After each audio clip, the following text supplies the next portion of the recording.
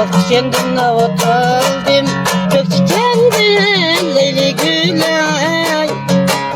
Kendimle oturdum Gökçe kendim Leyli Gülay Sen yarımda alma desem Ben yarımga desti Gülay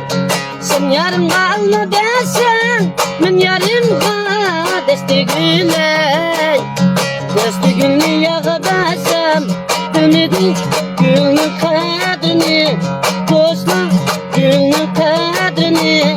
Dostla kimgi verip kimgi yıktay Bir vafaniyem dedini Kimgi verip kimgi yıktay Bir vafaniyem dedini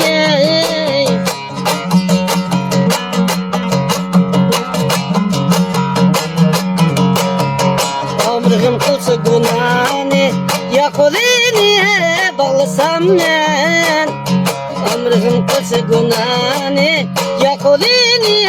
bağlasam ben Nakşigi'de çok inip kara gücünü dağlasam ben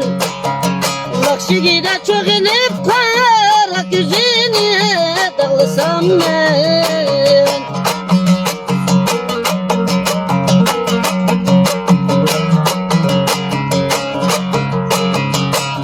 Gülünü yağı desem Ümidi gülünün kadrini Dostla gülünün kadrini Dostla kimgi verip kimgi yıktay Şuna dönüyorum dedini Kimgi verip kimgi yıktay Bu vafaniyem dedini